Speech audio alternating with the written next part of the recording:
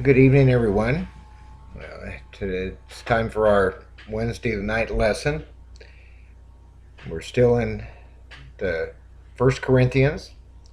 We'll be studying chapter 9 this evening. We'll start off with the objectives and go to the outline and then a series of questions. Beginning with the objective this studying this chapter, the first one is to be impressed with Paul's own example of restricting his liberty in Christ so as to save others. Another objective is to understand the biblical authority of supporting those who labor in the preaching of the gospel. And the last objective in this chapter is to see the importance of self-control and the danger of apostasy. And to summarize the chapter, after warnings in chapter 8 that the improper exercise of one's liberty in Christ might lead to damnation for those who are weak in faith and consciousness, Paul now illustrates how he was willing to exercise restraint even when it came to the liberties he had as an apostle of Jesus Christ. Though he had the right to have a believing wife and to be supported in the preaching of the gospel, he freely chose not to exercise these and other rights. One reason was so he might be able to freely offer some sort of service to the Lord. But it is also because he desired to save others. There was also the realization that self-restraint was a necessary quality to assure his own salvation as well. So that's a brief summary of the chapter. We'll go on to the outline of the chapters, beginning with the first 14 verses, where Paul's liberty as an apostle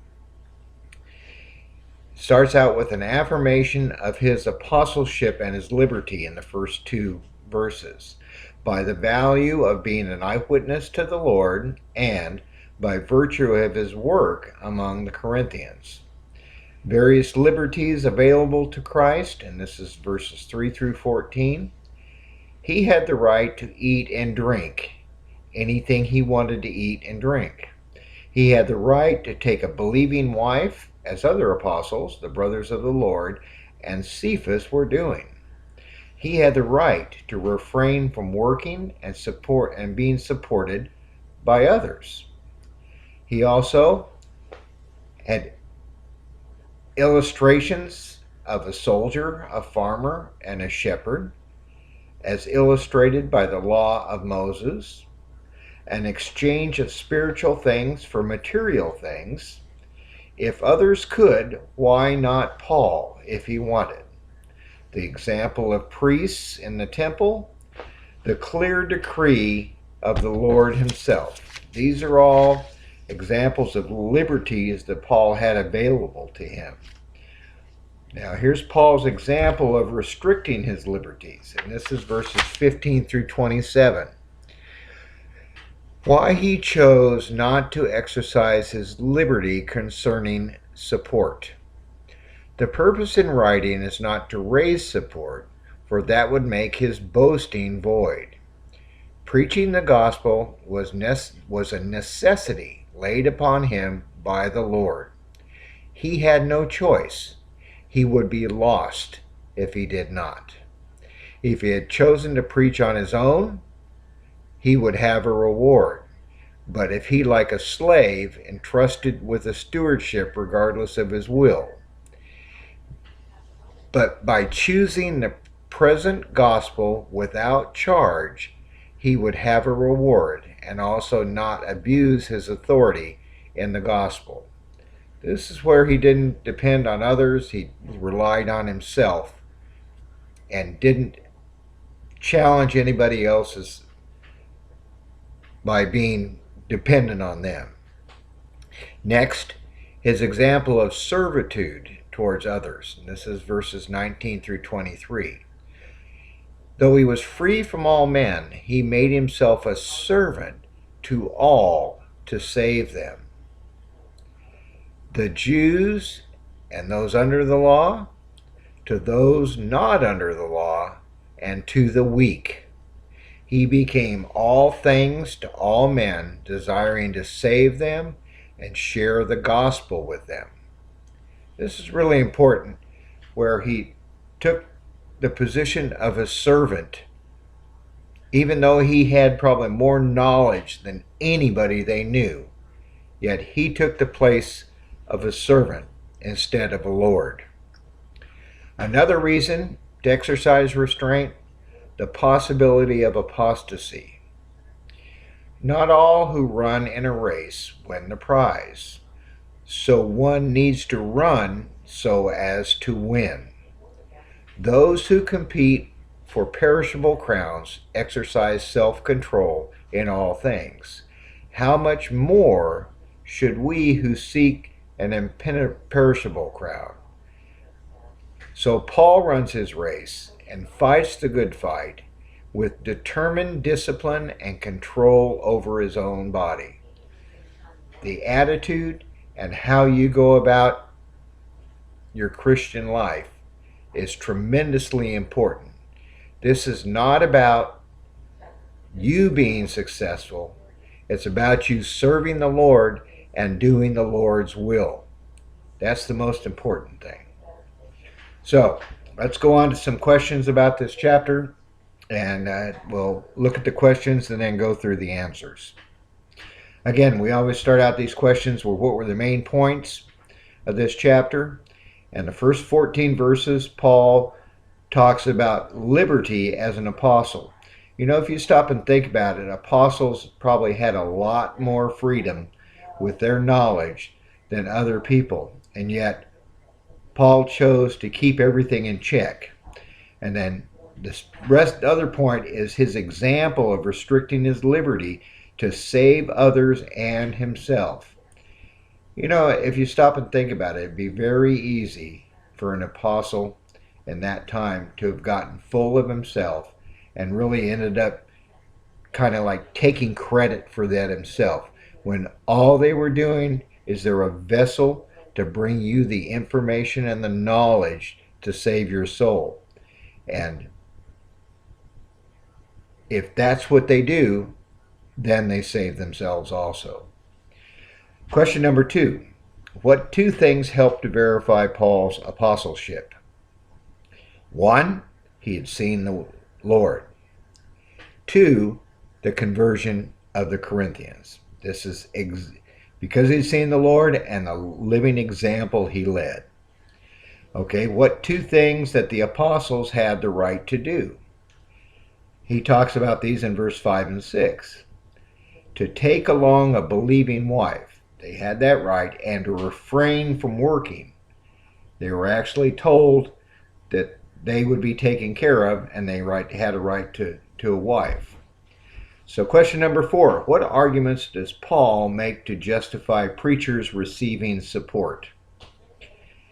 And this is verses 7 through 14. And he uses illustrations of a soldier, a farmer, and a shepherd. He also uses the illustration of the law of Moses, where the priests were taken care of. He also has an exchange of spiritual things for material things.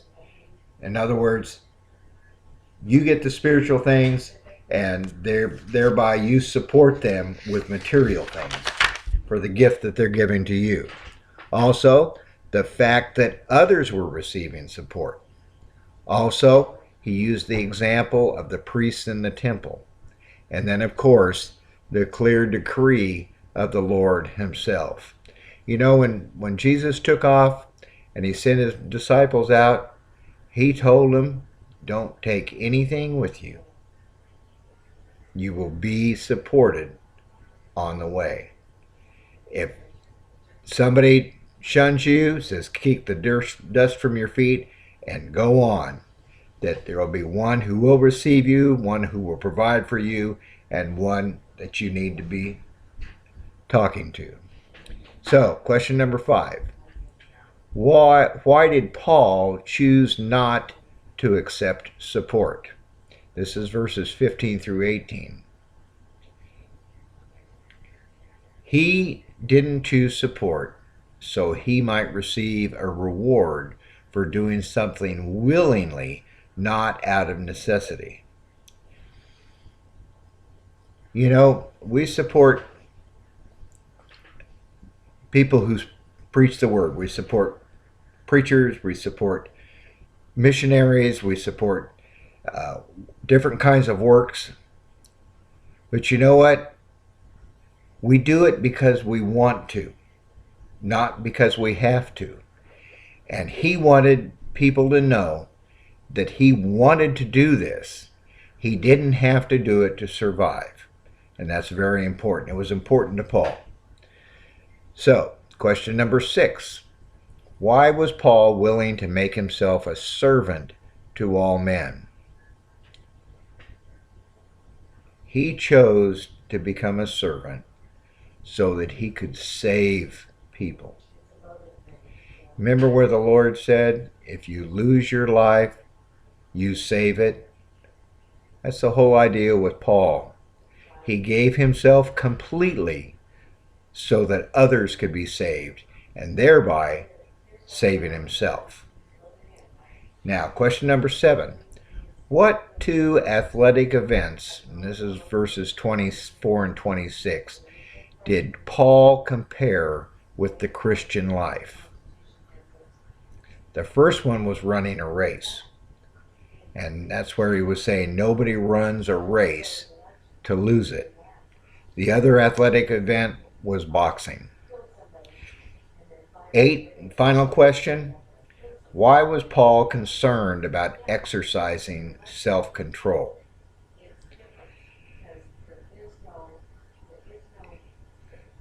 One of the major reasons was because he was aware of the real possibility of being disqualified himself after having preached to others.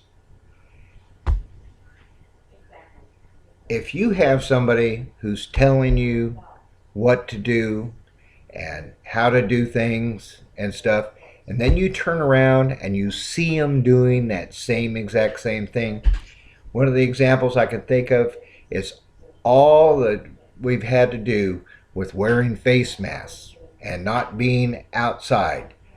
How many officials have we seen violate all the very rules that they put into place? This is what Paul was afraid of. He used self-control to make sure he did not violate any of the things that he preached and taught others. So that's chapter 9. I appreciate your attention and participation. And next week we'll go on to chapter 10. We're getting close to the end of the book, and it's an excellent book for this day and time because everything we talk to in every one of these chapters can apply to us today. So thank you very much for your attention and have a blessed evening. Good night.